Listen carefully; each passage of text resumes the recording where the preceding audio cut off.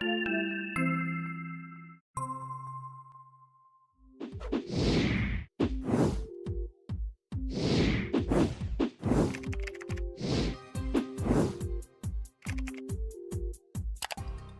back, Richard. Happy 4th of July, Richard. Happy 4th of July. Significant 4th of July, huh? Yes, it's a significant 4th of July. And that's what we're going to talk about in the podcast today. Maybe why it's so significant this year, but also maybe some reframing of how we even think about 4th of July this year.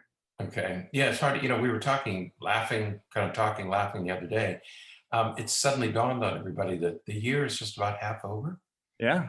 And Miss Cassie's going to have to start the countdown soon. Right. Yeah. Every year she puts a little countdown for Christmas. How many days until Christmas? Yeah. It's just everybody's saying the same thing. Time is just flying by. Yeah. Yeah. It's really difficult to believe that it's already July. And that half of 2021 is over and behind us. But one of the things we want to talk about in the podcast today is how far we've come in this past 6 months. Right. And that's the other thing that people are talking about is when you think back to where we were not so long ago. Right.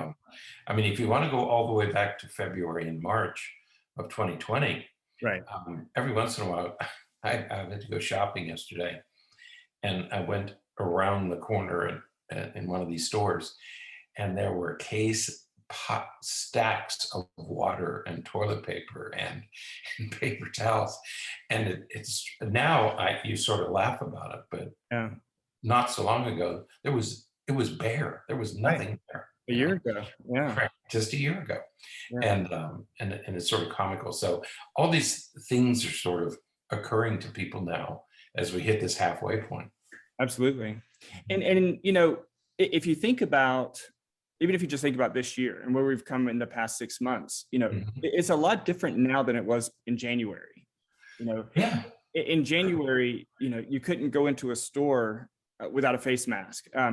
In certain areas, and I know in some areas it was different, but certainly in the area where we live and in a lot of bigger areas, more urban and metropolitan areas, you had to have face masks on when you went into just about any store. And there were big signs on the doors as you walk in that said, but please have a face covering. Churches and all were meeting virtually. So that's a big difference between January and now. It is. It really is. And when you think about it, like going into medical visits, and you see the chairs were spread out for social distancing, and you had to wear a mask and mask required, and still the fear was still there. And that was the other thing that has started to dissipate is the fear that you might contract this disease. Absolutely. And we talked a little bit about some things over the past couple of weeks as it relates to how COVID has affected mental health. And one of the things we didn't think about, and for some reason it made me think about it this week, is that a lot of social groups, and when I think of social groups, I think of like even support groups, like AA meetings and things like that. At the end of last year and at the beginning of this year, those groups couldn't even meet face to face. They were having to meet virtually, and so a lot of those social groups and support groups and things either disbanded or they were having to meet virtually, which had its own limitations and challenges. And so, that was a big difference again, in just 6 months. Right. I heard yesterday, I know that you're not a big hockey fan, are you? No. You stay close to soccer. We were talking yesterday that the coach of the Montreal Canadiens, they're playing the Lightning for the Stanley Cup trophy, wasn't able to be at the last 2 games because he tested positive for COVID. Wow. And it's another reminder, it's like, oh yeah, that's right.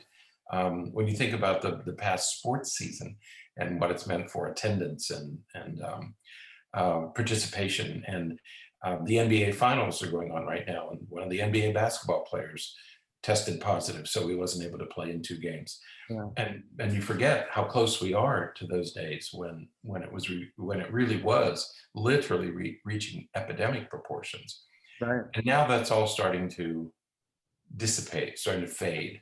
And in fact, it's fading so much that we now are beginning to read articles about reentry anxiety. Yeah. How do you get back to where you were when Right. this whole nightmare began? Right. And it's weird. I'll use that very technical scientific word of weird. It's weird because when you even when you watch newer television shows or movies, they have incorporated, COVID and all the things that we've gone through over the past year have been incorporated into them. Right. People talk about, face masks and, social distancing and all that. So it has even become just a natural part of media, even, entertainment. And when you watch shows, and I'm sure I'm not the only one who does this, you try to figure out whether this show was made before COVID Right. or after COVID, and you start doing this little analyses. Oh, this must have been done before COVID. Yeah. Right? Yeah. So it's really interesting that, again, 6 months ago, we had all these restrictions and all these limitations. And then, today, of course, we're at a place where, the CDC guidelines have really lifted the mandatory requirements for masks and everything, especially if you've been vaccinated. They said that masks are optional. You can now go into stores. Even I went into the grocery store yesterday, and there's not a sign anywhere that says that they're required. I went into one store and it said, we respect your option, your rights and everything, and so masks are optional for those who choose to wear them. But yeah, all of those signs are gone now. And when you go into stores and you see a handful of people with masks, and you say, are they being cautious or did they not get vaccinated? Right. And you wonder, you have these little private conversations with yourself, and you try to do try to do those analyses. Well, that guy looks like he didn't get vaccinated, or this guy's just erring on the side of caution. Right. So, right. Yeah, there's all these things that we do now. And you're right. They're not required. Most places are not going to require them. In fact, we have a couple of lawsuits in Florida about the cruise ships, whether they're allowed to require proof of vaccination or not. So some of this stuff is working itself out in the courts. We have restaurants, people are going out to eat again. And I think that basically, at least here in Florida, people are acting like it's pretty much over. Yeah. They are, and even though there are sort of pockets of outbreaks that seem to keep happening from different exposures and stuff like that. Yeah, I mean, I think that just about everything that's survived the past year, certainly there's a lot of buildings that are shuttered and closed, and because they just didn't make it. Otherwise, it looks like everything is open, from movie theaters to bars and bowling alleys, and so yeah, everything's back open. Yeah, you really do have that feeling that things are really finally beginning to reopen. Now, of course, we have this whole issue of the variants, right? That we have to be careful about. Those are spreading, I guess, a couple of states, and maybe the county of Los Angeles County, and Nevada and Missouri are experiencing a resurgence because of the variants, the Delta variant and maybe the Gamma variant. But except for that, it's you can just feel things moving back to some not normal. We've talked about that new normal, right? Erroneous thinking about the new normal, but certainly a return to some of the things that we have had to give up over the past year. Yeah, absolutely. And as you said, we have the whole idea of and just the experience of the reentry anxiety that people are experiencing.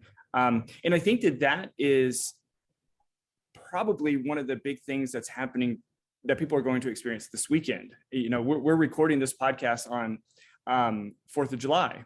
Right. And so, you know, I think that one of the biggest, you know, maybe most positive things that people are looking forward to is being able to be with with family and friends again. Right. Right. They, I don't know if you like I have a subscription to Hulu, but I have the Hulu subscription that still has some commercials and stuff. And so it's really interesting watching commercials again, because for so long, you know, we never had them. But you know, watching the commercials, it's like every commercial is about getting back with family and friends again. Right.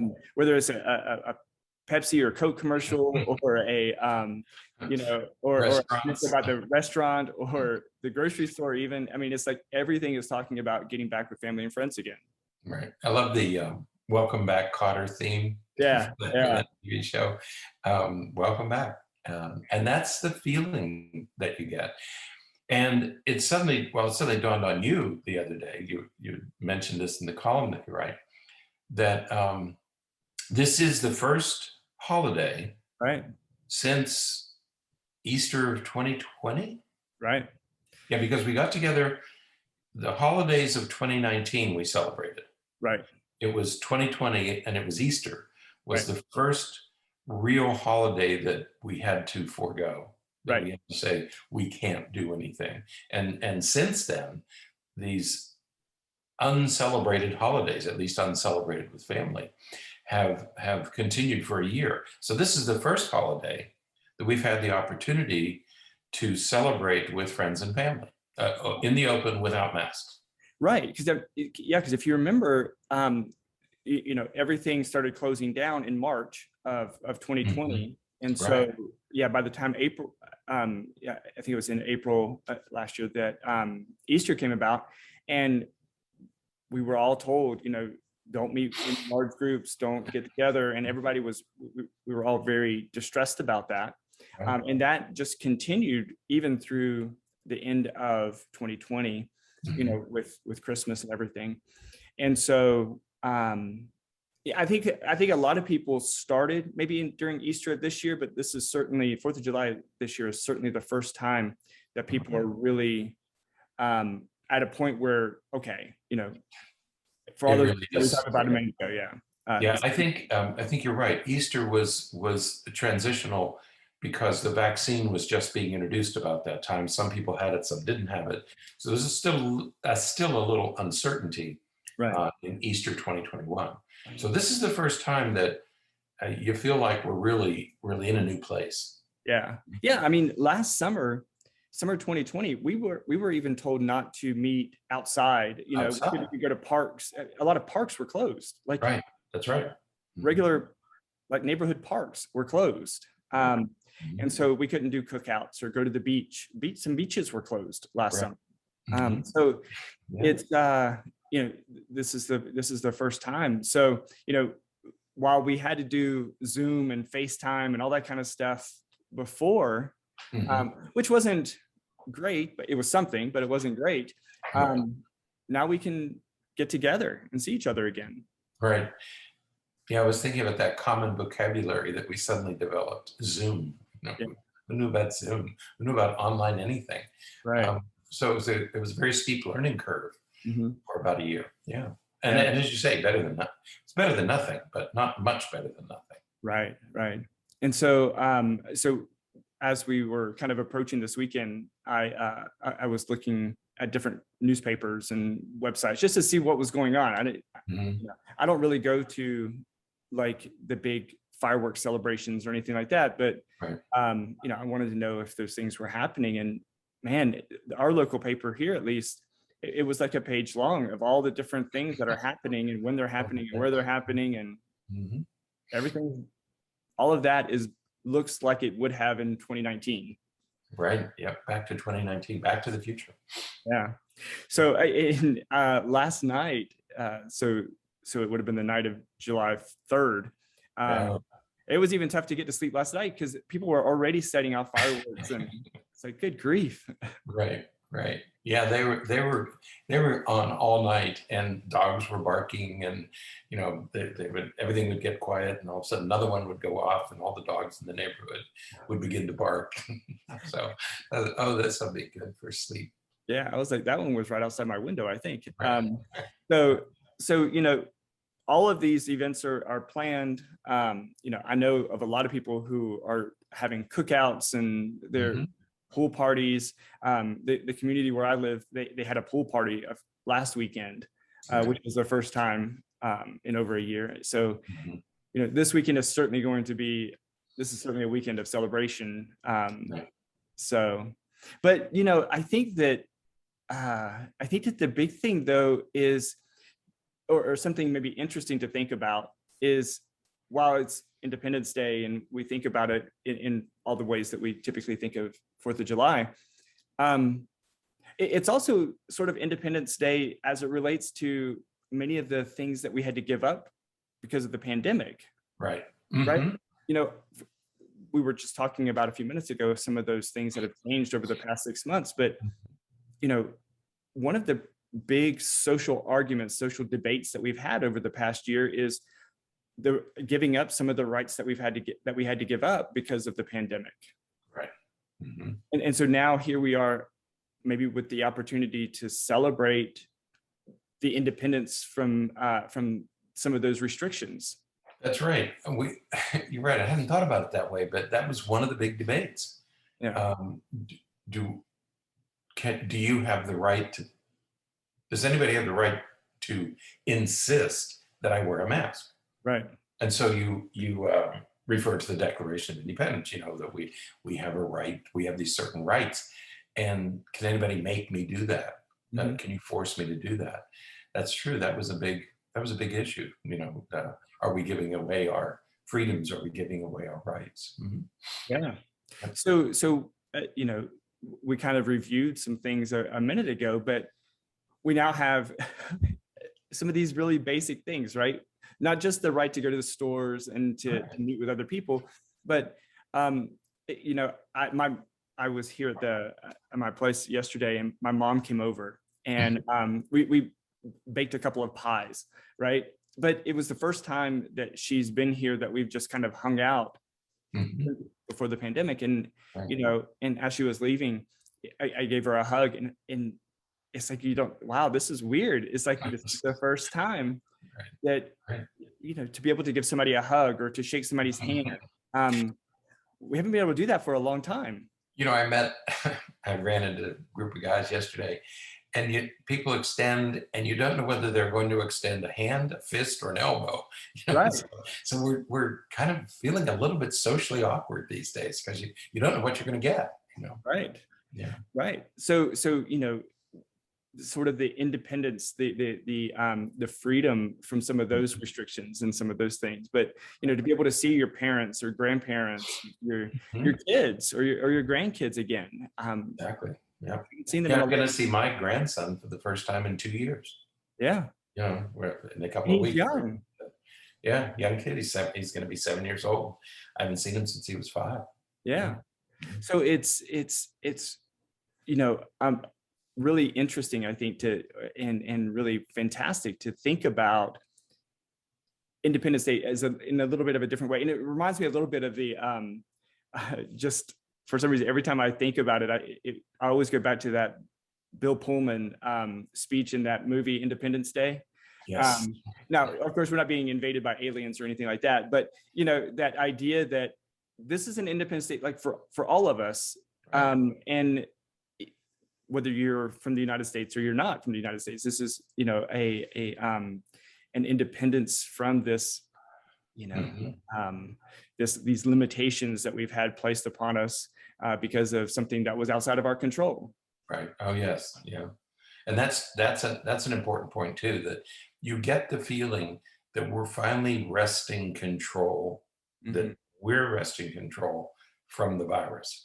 For a year, the virus was in complete control of everything. Like it or not, the virus was in control. Now we get that feeling that we're finally turning the tide, and we are gaining control over the virus. you know, which reminds us of July 4th, 1776. Right. You know? Yeah. And control is a very nice thing to feel like you have. So, you know, I, as the name of this podcast, title of this podcast suggests, you know, we've all heard of Christmas in July. Right. And so, you know, maybe this year, at least, we should consider Thanksgiving in July, you know, thinking about being thankful for all of those things that we have now that we didn't have 6 months ago, but we have now. I think it's a great idea. Hadn't thought about it before, but when you mentioned it, because certainly we're inundated, especially this year, with Christmas in July, you know, the famous Hallmark thing that they do every year. And you're right. Maybe this year we ought to consider Thanksgiving in July. Yeah. Yeah. It's, you know, certainly don't, we're not talking about, you know, turkey and dressing instead of, you know, burgers and ribs and stuff like that. But just taking a little bit of time to be thankful for those things that we have now that we didn't have 6 months ago. That's right. Typically on the 4th of July, we celebrate our nation's independence, appropriately so. To be mindful, to be thankful. We think about the times when we had to defend those freedoms from others who might want to take them away. And so, but this year we have additional things to be thankful for. I mean, if there's ever been a time when we have when we should pause and be thankful, I think July 4th, 2021 is certainly one of those times. Yeah. And we can think of it as a country, you know, as a nation. The economy, what do we have to be thankful for? Well, the economy didn't collapse. Right. And there was talk that it might, or that it would be damaged so much that it would take a generation or years to recover. People were talking about the Great Depression, you know, that 10 or 12 year time. I guess it was, 12, more than 12 years. That it took to recover from the Depression. And we were thinking, man, is it going to take that long to recover? It doesn't look like it's going to take that long for the economy to recover. The shutdown that we feared has been minimal, and it's beginning to reopen. Hospitals didn't get complete. Do you remember, it wasn't long ago when we said, we're going to overwhelm our hospital system. Absolutely. And nobody had a solution for that. Right. Yeah. And we also were fearful that if we opened schools, if we brought kids back into a close proximity of a classroom, that there would be another surge, and that didn't happen. Right. You know, everybody, we sort of expected a surge with schools reopening, and we were terribly afraid of that. And as it turned out, we didn't have that surge. Okay? Right. Part of it was masking and social distancing. We found ways to prevent those catastrophes from occurring. Yeah, absolutely.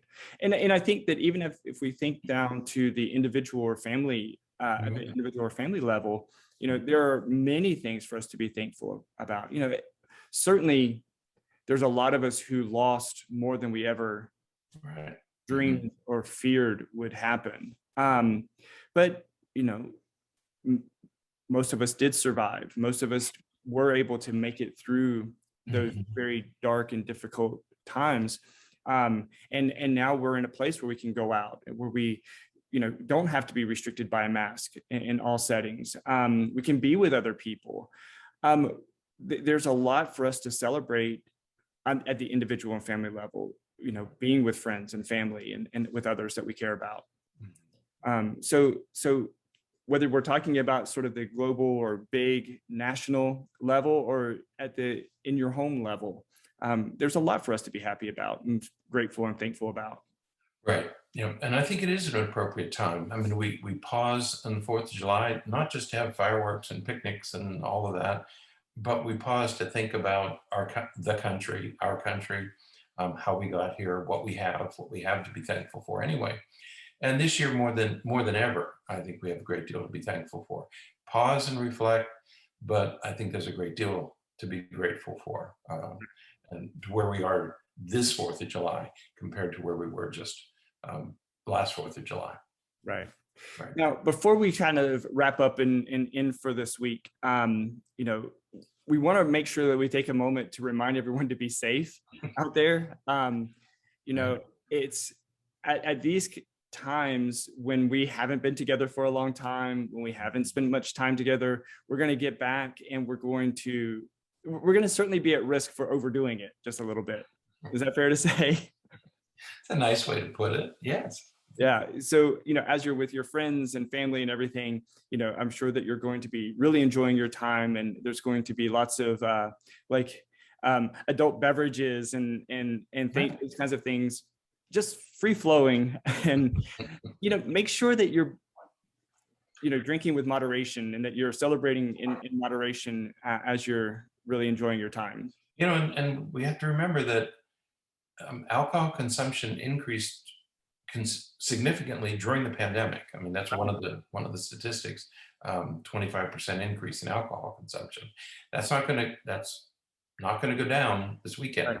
Right. We're gonna continue to indulge, and we might indulge to excess, and we need to be very careful, because as much as we look forward to being together, remember all those things about being careful about driving and drinking and driving and fireworks and I like your little phrase about alcohol and fireworks don't mix. They're not a good mixture. It's not a good mixture at all. What a nice, gentle way to put it. Yeah. Yeah. You know, there's going to be a lot of ER visits. Every 4th of July, there's somebody forgot to throw the firecracker fast enough. That's right. Don't take that dare of holding it and letting it go off in your hand. Yeah, see who can hold it the longest, right? Just always be mindful of that. Hey, watch this, because that's never going to be. So. Yeah, if anybody says I have a great idea, start working the other way. You know, but also be aware of the weather. Okay. Well, if you live west of the Mississippi, don't do fireworks, because you're going to start a forest fire. Yeah. Right. The West is terribly dry.